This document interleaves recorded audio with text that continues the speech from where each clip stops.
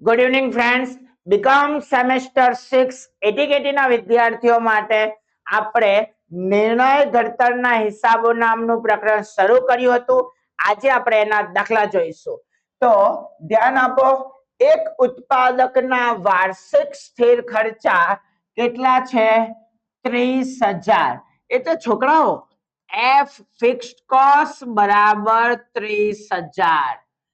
એકમ દીઠ વેચાણ કિંમત એટલે કે એસ બરાબર કેટલી આપી છે? 30 એકમ. એકમ દીઠ ચલિત ખર્ચા 20 છે એટલે વેરિયેબલ કોસ્ટ વી બરાબર 20 એકમ. તો આપણને શું શોધવાનું કીધું છે? સમતૂર બિંદુ મેળવો. સમતૂર બિંદુ એટલે છોકરાઓ અકાઉન્ટન્સીમાં એવું કહેવાય, નહીં નફો નહીં નુકસાનની પરિસ્થિતિ, એટલે કે બ્રેક ઇવન પોઈન્ટ. એનું સૂત્ર થાય એફ ના છેદમાં એસ માઇનસ વી. શું સૂત્ર થશે? એફ ના છેદમાં એસ માઇનસ વી. એફ એટલે 30,000 છેદમાં એસ એટલે 30, વી એટલે 20. ચાલો, 30,000 ના છેદમાં કેટલા? 10. તો જવાબ આવશે 3,000 એકમ. કેટલો જવાબ આવશે? 3,000 એકમ. છોકરાઓ આનો અર્થ શું થાય? જો આપણા પેઢીએ, આપણી કંપનીએ, આપણા ધંધાએ જો ધંધામાં નુકસાન ન કરવું હોય, એટલે કે નહીં નફો નહીં નુકસાનની સ્થિતિ, એટલે રોકાણ જેટલી સ્થિતિ લાવવી હોય તો ઓછામાં ઓછા કેટલા એકમનું વેચાણ કરવું પડે? 3,000 એકમનું વેચાણ કરવું પડે.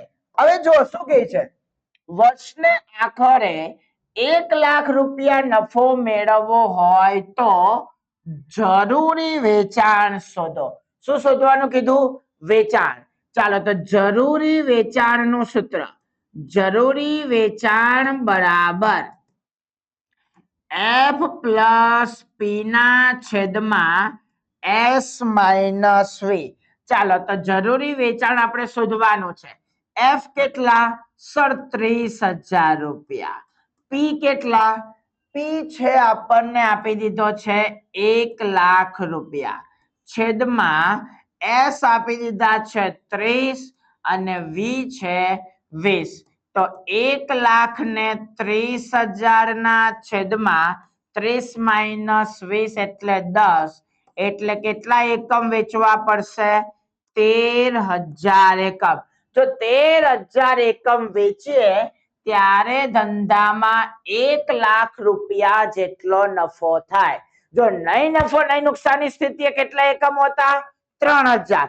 પણ જો ધંધાને 1,00,000 રૂપિયા નફો કરવો હોય તો એ વધારીને કેટલા એકમો વેચવા પડે? 13,000 એકમો વેચીએ ત્યારે શું થાય? ધંધાને નફો થાય. કેટલો? 1,00,000 રૂપિયા. તો આ હતો દાખલા નંબર 1. ચાલો, એના પછી દાખલા નંબર 2 શું કહે છે? એક ઉત્પાદક જણાવે છે કે ધંધામાં કાચો માલ છે કેટલો? 60. તો ચાલો આપણે લખતા જઈએ. કાચો માલ કેટલો આપી દીધો છે? 60. એકમ દીઠ મજૂરી છે 120. તો મજૂરી કેટલી આવશે? 120. અન્ય ચલિત ખર્ચા મજૂરીના 120%. અન્ય ચલિત ખર્ચ મજૂરીના 120 છે. ઓકે, તો આ 3 ભેગું કેટલું થશે? 300, જેને કહેવાશે કુલ ચલિત ખર્ચ. કુલ ચલિત ખર્ચ એટલે કે વેરિયેબલ કોસ્ટ વી. વી આપણને કેટલો આપેલો છે? 300. તેનો વાર્ષિક સ્થિર ખર્ચ છે 6,00,000 રૂપિયા. એટલે એફ બરાબર આપણને કેટલા આપી દીધા છે? 6,00,000 રૂપિયા. અને વેચાણ કિંમત આપી દીધી છે 500. તો એસ બરાબર કેટલા થશે? 500 એકમ. તો સમતૂર બિંદુ એકમમાં શોધવાનું છે. એટલે કે બ્રેક ઇવન પોઈન્ટ બરાબર એફ ના છેદમાં એસ માઇનસ વી. એફ કેટલા? એફ છે છોકરાઓ 6 લાખ રૂપિયા. કેટલા? 6 લાખ રૂપિયા એફ છે. છેદમાં એસ કેટલા? એસ છે 500 અને વી છે 300. ચાલો તો 6 લાખ ના છેદમાં 500 માઇનસ 300 એટલે 200. તો 6 લાખ ભાગ્યા 200 કરો. હવે ડાયરેક્ટ જવાબ આવે તો આવડે. હવે તો કેટલા? સોરી મારી ભૂલ થઈ. 3000 એકમ. કેટલા એકમ? 3000 એકમ નું વેચાણ કરીએ ત્યારે ધંધામાં નહીં નફો નહીં નુકસાનની પરિસ્થિતિ થાય. હવે શું કીધું? જો ખરેખર વેચાણ 8000 એકમ હોય તો નફો શોધો. શું કીધું? ખરેખર વેચાણ 8000 એકમ હોય તો નફો. તો આપણે કઈ સૂત્ર આવશે? જરૂરી વેચાણનું સૂત્ર. ધ્યાન આપો. જરૂરી વેચાણ બરાબર સૂત્ર થાય એફ પ્લસ પી ના છેદમાં એસ માઇનસ વી. ચાલો એફ કેટલા હતા? 6 લાખ રૂપિયા. કેટલા હતા? 6 લાખ રૂપિયા પ્લસ પી. બોલો ભાઈ પી કેટલો છે? પી છે જો ભૂલ કરી. ખરેખર વેચાણ આપણને આપી દીધું છે 8000 એકમ. એટલે 8000 એકમ બરાબર 6 લાખ પ્લસ પી. અહીંયા આવશે 500 માઇનસ 300. એટલે આનું સાદું રૂપ આપીએ તો 8000 બરાબર 6 લાખ પ્લસ પી ના છેદમાં કેટલા? 200. આ રીતે સાદું રૂપ થાય. હવે આ ભાઈ સામે જશે તો 8000 ગુણ્યા 200 બરાબર 6 લાખ પ્લસ પી. ચાલો તો 8000 ગુણ્યા 200 કરીએ એટલે આવશે 16 લાખ. 16 લાખ બરાબર 6 લાખ પ્લસ પી. ચાલો પી આ બાજુ જાય. સોરી આ બાજુને બોલાવી દઈએ તો 16 લાખ માઇનસ 6 લાખ બરાબર પી. ધેરફોર પી બરાબર કેટલા થશે? 10 લાખ રૂપિયા. ઓકે. જો 8000 એકમ વેચાણ કરીએ તો ધંધામાં કેટલા? 10 લાખ રૂપિયા નફો થશે.